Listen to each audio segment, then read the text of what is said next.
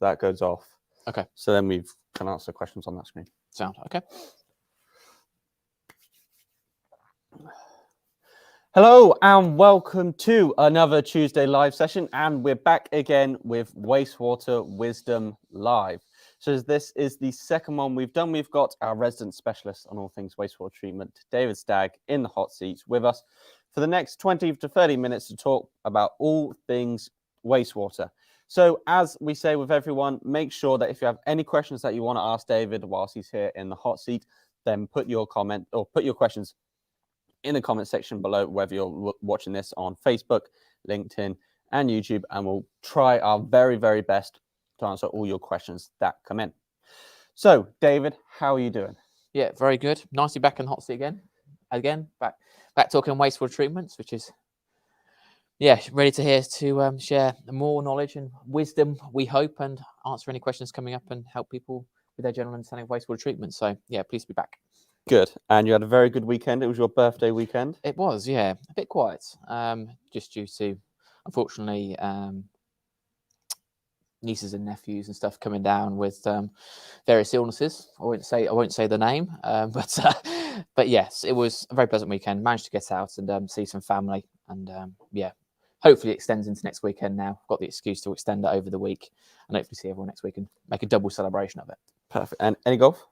Very much so. Played Saturday and Sunday in absolutely awful windy conditions, but still good to get out there and have a do the best we can do. But I understand, of course, your team won at the weekend, so you're relatively pleased. I am on cloud nine still. A big win at the Etihad, 3-2. I was going mental, and at the same time, I was eating dinner. I was eating barbecue chicken wings, and I was literally running around my flat, so excited that I was like, I couldn't touch anything. I was just, my hand, I was like pretty much celebrating like this, like jazz hands, because I couldn't touch anything because that barbecue sauce dripping down my hands. But anyway, moving on, I'm still on cloud nine, as you can see. But for today's Wastewater Wisdom main topic, we're going to be talking about SBR systems. As some of you may know, SBR technology is the technology we use in our wastewater treatment systems for our one-to-clean and advanced systems in order to treat the waste.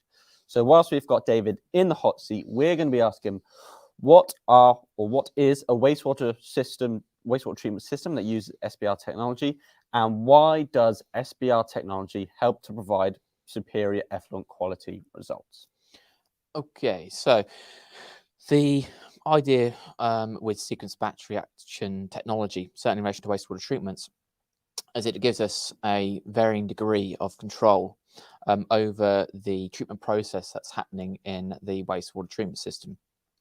Most of the wastewater treatment systems will generally have multiple chambers to control the system process, and they'll have various aeration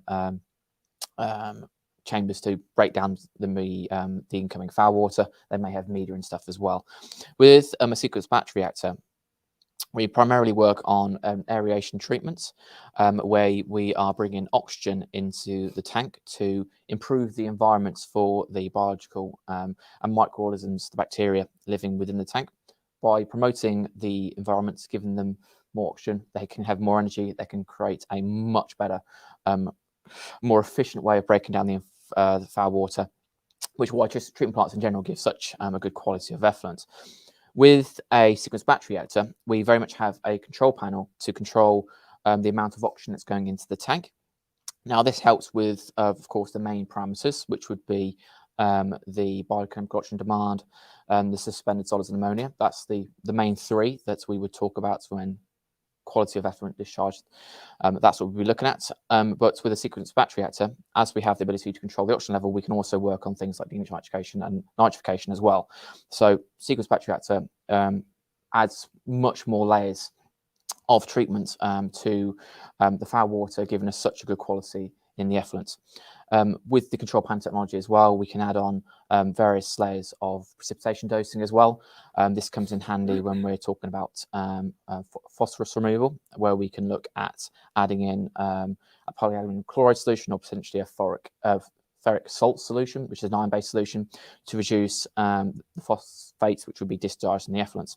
Of course, we have the ability to add in carbon dosing as well. So when we talk about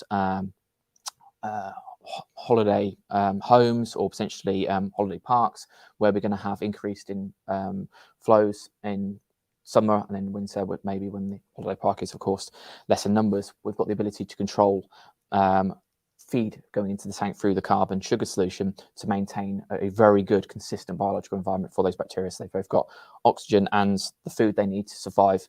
So they are there present when the flows in the summer period return. So SBR technology is kind of a step up from the standard sequence batch wastewater treatment system, because we have this ability of control through the control panel to really look after our treatment process. Perfect. And in that, you talked about the parameters that you have to meet with the wastewater treatment system. Mm-hmm. What parameters do our systems meet, and what are kind of the standards that we then have to therefore meet? Okay, the standard parameters, which is kind of like as per the general binding rules and the code of practice. When we talk about the biochemical electrical demand, the suspended solids and ammonia, we refer to concentrations of 20 milligrams for the BOD, 30 milligrams per litre for the suspended solids, and 20 milligrams per litre for the ammonia. So that's 20, 30, 20. We typically see concentrations in the incoming foul water of generally 400, 360. So the treatment process is breaking those down to get levels less than the 20, 30, 20 rule. Now, if you're talking about domestic loading, so for a standard property, you generally refer to that rule as much as you can. There may be specific laws or protection in place if you're in an area of where you kind of need to monitor a bit more. You may see that those levels come down a bit because you need to try and protect the environment a bit more. So it might be that you need to look after the ammonia concentration, for example. So it might be that you see ammonia dropping down to 10 milligrams per litre instead of 20. So that's just something to look out for. Most treatment plants will, of course, perform to less than the parameters dictated of 20, 30, 20. Typically speaking, our Claro systems, so anything really in the line of 50 pop upwards would work to 12, 20, 12. And the the one-to-clean system, which we generally use for the smaller applications, will work to 7, 14 and 0.5. So far exceeding the expectation levels. And with the direction that we're seeing now to try and protect the environment as best we can, there's talk about nutrient neutrality on very much within our sector at this moment in time, where we're trying to get the levels, reducing the impact as much as we can in terms of foul water impacts in the environment. We're getting those basic levels down as much as we can do can really help out with not only the solutions now, but of course future requirements as well. Perfect. And as you spoke about before, with the SBR technology, it very much treats the wastewater in batches. Mm-hmm. So when we speak about that, it's very much not only to obviously provide superior treatment, but it's also energy efficient in the amount of electricity it uses. Yes, you make a good point. With most treatment plants, we'll generally have a compressor running 24/7 to increase the oxygen level within our tank, which helps the breakdown of the standard organic material coming into the tank. With an SBR, we have ability to control how long the compressor is running for. So with one of our systems, we'd generally run the compressor for 12 hours a day, depending on where we are in the treatment treatment phase. So with a one-to-clean system, for example, we'll generally have 2 batch cycles per day, each lasting 12 hours. And within that time, we generally have 9.5 hours incorporated into doing an intermittent aeration process, where we run the compressor for a set amount of time on and off for that 9.5 hour period. Then after that, we'd have sedimentation. With sedimentation, we generally stop running the compressor. This allows all the solid matter in the tank to sit to the bottom, give us a nice clean water layer on the top. And then following sedimentation, we would then have extraction. So we then lift out all of our cleaned water out to the environment. That's how really a sequence batch reactor treatment plant works on many different sizes and different levels, is that we're very much able to control the system process through having aeration and sedimentation, then extraction.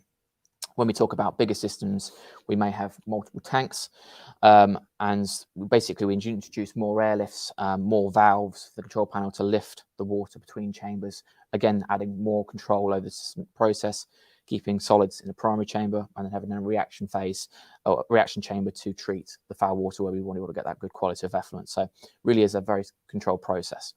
Perfect. So that was a very good deep dive into SPR technology, how it works, and more importantly, how it helps to provide superior effluent quality results in terms of waste for when we're discharging into a watercourse going forward. So thanks for that, David. Now moving on to our project highlight for this week. So this is an ongoing project that we have currently. It's a 350 pop, correct me if I'm wrong, David? Yes, the 350 pop system. So we've got images of it now, which we'll want to show. Just want to give you kind of a pre-warning. It does seem like there's a lot of images on one screen just because the image quality wasn't the best. So we thought, right, we'll have to make sure the resolution doesn't hurt your eyes too much. We'll make sure that we fit them on so you can see them. And we'll have David to talk about through this project as you designed the system in question.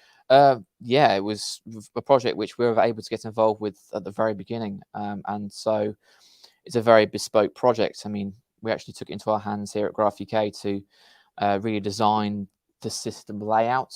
The fact that it's a 2-line system, officially speaking, although it is a 350 pop system, it's very much designed as a 2-line system. So you could argue that it's 2 175 systems. So it's a holiday park, isn't it? It's a holiday park, yep. So the idea being that we can actually reduce the operation of the system in terms of off-season times by arguably shutting down one line. So therefore, we're saving on energy, runtime of compressors. So really is a big, nice benefit. And this is one of many projects now where we're designing 2-line systems to help in these specialist holiday park situations. So yeah, really is quite a nice project. You may see from the photos that it's quite interesting how we've got the pipes and the tanks. You might notice that they're on different levels. Now, this is something which I mentioned earlier. With the airlift technology, we're able to lift water between chambers and also between tanks. So if you have got tanks going into an embankment, as this one was, we're able to lift the water up and into a tank to, of course, rise with the levels of the curvature of the land. So this is, again, something very niche to, I think, SPR technology, where we have the airlift technology to do this. So it really is quite a specialist project and one that's still ongoing. So we're due to go back there to, I think, install the control cabinets and commission the system in the next few weeks. So it really was a nice project to work on. And is that our largest wastewater treatment It's system? currently the largest system that we've done. We've got another few more down the pipeline, which are similar sizes. We've got another 300 pop going up into Scotland quite soon. But yeah, it was one of many more to come, I'm sure. Very much so. Well, with all these Wastewater Wisdom Lives and educating the nation on all things wastewater, there'll be many, many more to come.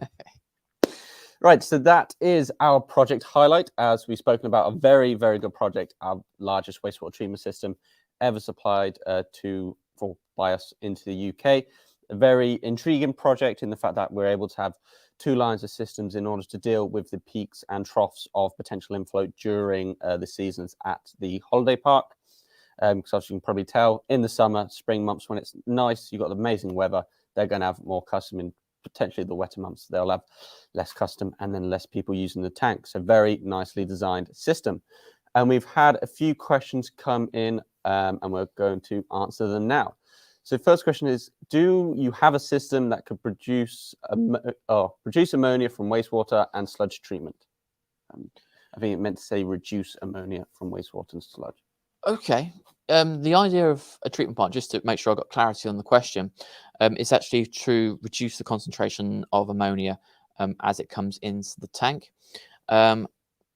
There may be certain applications where you might want to extract the ammonia off to use in other applications. If you were to do this, you'd need to do this potentially at source. So if it was a commercial domestic building, for example, if you were to have urinals where you are primarily collecting urine, you may want to take that off to a separate collection tank, and then that can be taken off site to be used elsewhere. But as I say, with a treatment plant, the idea, of course, is to reduce the concentration level of the ammonia in the treatment tank, so then we're having less impact when we discharge into the environment. Perfect. Hopefully that answers your question. Next one that we have coming in. How do I know if I need an external cabinet for my system? Okay, few points I think to mention here. Firstly, with an external cabinet or a treatment plant in general, there's usually a set distance the control panel and compressor can be from the underground tank to make sure we get to the optimal amount of air coming into the tank to control the system process. We normally say this is within 20 meters just to ensure that that can happen. There are another couple of things. Firstly, with all wastewater treatment systems, when you've got a working compressor, that is going to make some sound and some vibration. So with adding in an external cabinet, you can locate this. You've got more freedom in terms of where you can put the control cabinet, which kind of leads me on to my final point, which is in relation to, again, any wastewater treatment system, we would recommend that you get the system serviced and maintained. So if you were to have an engineer come out to the site to have a look at the system, they can have more accessibility to the units to carry out the maintenance and stuff that they need. So those I think would be the main points of topic on that front. Perfect. And next question that we have coming in.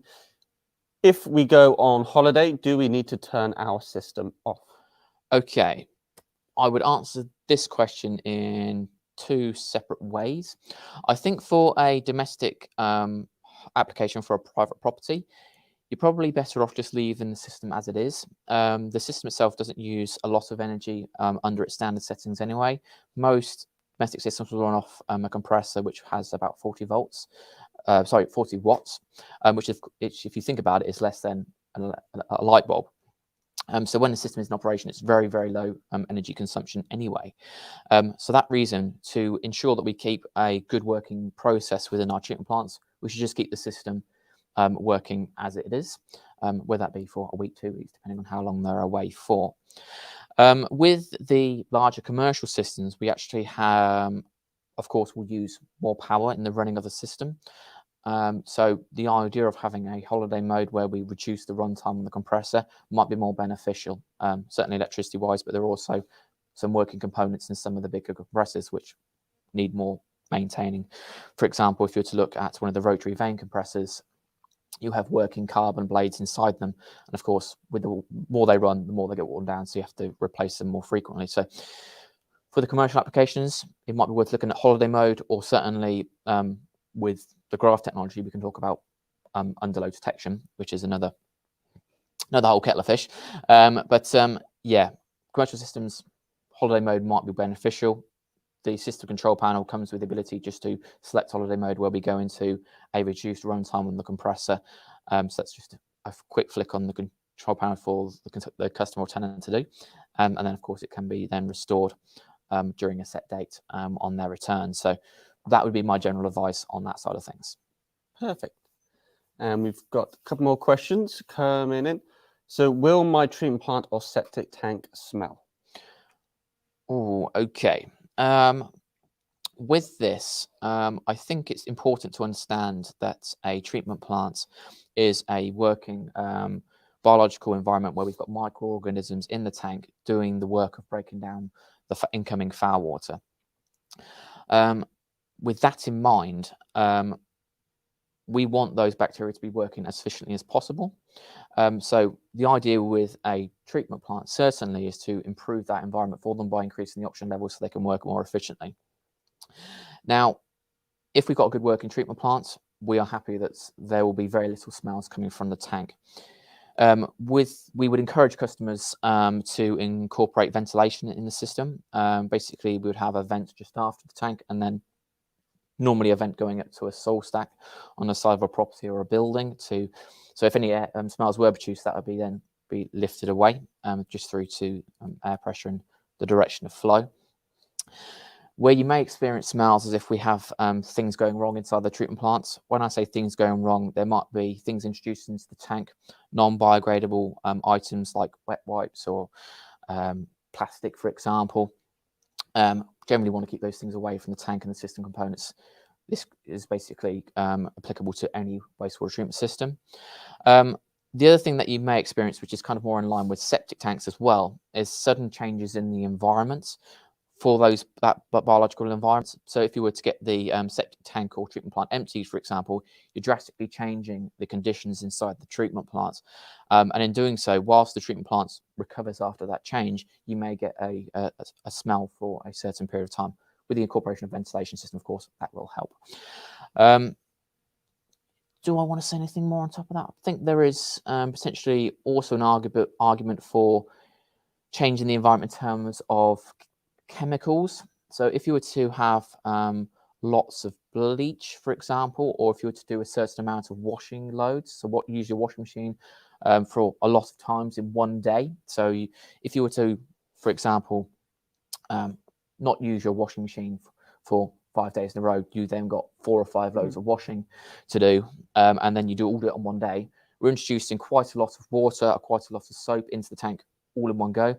The bacteria don't like that sudden change of conditions, and you may get a smell produced because of that. So it's just an idea, if you do have a treatment plant in general, it's just to try and space out, so you've not got these sudden changes within the inside the tank, just to help along with the biological environment. So that would be, I think, my general comments on that one. So with any cleaning activities, it's just ensure to space it out, because the actual chemicals they use could actually kill off the bacteria naturally that are breaking down the solids inside the tank. Yes, basically the bacteria will get accustomed to certain amounts of toiletries, chemicals coming into the tank. So if you do that once or twice a day, the bacteria will get used to that and they'll work fine. It's if you just basically had to have a sudden flush of stuff coming in, you may see this more kind of on a holiday home. Whereas if you've got, if you rent out your property, for example, you then have someone come and stay, a family come and stay for 7 days. You've then got to wash all those bed linens and stuff. If you then do all of that over a day or a 6-hour period, that is going to be that sudden change in the biological environment, which may not help. So that's just something to bear in mind, that if you were to do a lot of laundry, for example, just for an example, in one day, you may get some smells being produced from the treatment plant. Again, as I said right at the beginning, if you have ventilation and stuff in place, that'll help remove the smells away from the tank and to a place where it isn't going to be noticed by the people living in the property. Perfect. So as long as it's vented properly, there shouldn't be a smell or minimal smells. Yeah, minimal smells, yeah. Perfect. And then we've got another one come in. So what are the electrical connections that the wastewater treatment system needs? Okay, again, this will vary depending on the size of the system. When we talk about the smaller systems, we would be looking at generally a 220 to 240 volt supply, which will be a 13 amp main socket. It's kind of nice if you have a dedicated supply of the fuse board. It's not necessary, but it's nice if you can isolate the treatment system for maintenance and servicing should the occasion rise. This becomes more apparent, I think, on the commercial applications where we may be introducing 3-phase power. Now, 3-phase power is obviously substantially more power, where we need to start talking about the electrical components as well. You certainly need to get an electrician in to plug that in for you. We design control cabinets and stuff for 3-phase power, because there's lots of different connections that you can have depending on the site. So if it is a commercial application we're talking about, we would generally ask for a bit more information from the customer so we can specify the correct cabinet for that particular application. But for the domestic home application, yeah, it's very straightforward. A mains socket 13 amp would be more than sufficient to support the system. Perfect. Have we got any more questions that have come in? I think we might have just one more. Finally, how do I know what size system I need? Okay. Now, with sizing a system, there is generally a document which is readily downloadable from the British Water website, which is the Flows and Lows Guide, which is currently version 4. Within this, we generally have a breakdown table of the type of waste, the source of waste coming into what will inevitably be a treatment plant. And depending on the source of waste, we generally look at how much water, how much flow that's going to be, the BAD concentration, which is the organic material, and the ammonia. So that's 2 topics which we touched on earlier. And generally, you would size the system in relation to the highest concentration of one of those 3, in relation to the flow, of course. It's not concentration, but look at those 3 parameters. put in line a system to support the highest one of those three. When we talk about, again, the small domestic applications, we have a rule where we look at the number of bedrooms the property has. So if it was just a one-off property, you just look at the number of bedrooms and you'd add on 2 number.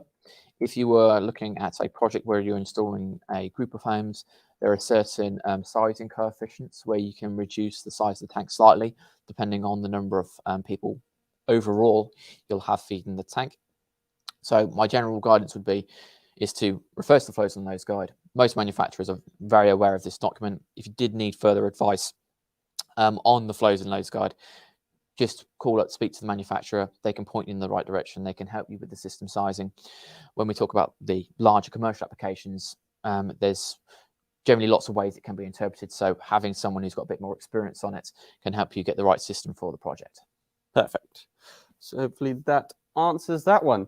So I think that's it for all. We've got no more questions coming in. So thank you very much for tuning in to this week's Wastewater Wisdom Live. We hope you found it incredibly helpful. If you do have any more questions, please feel free to get in contact and we'll answer them. Or please refer to any of the previous Wastewater Treatment Wisdom or Wastewater Wisdom Lives, because we've certainly answered some questions on there and they may be of help. So make sure you keep following our pages just to see any clips that you may have missed. And also you can head to our YouTube channel to make sure you never miss a future one of these, but also you can catch up on the previous ones. So next week will be Stormwater School Live. So make sure if you have any stormwater questions to make sure you catch that. But thank you for your time today, David. I believe they've all thoroughly enjoyed it. And thank you for tuning in. Have a great week and we'll see you next time.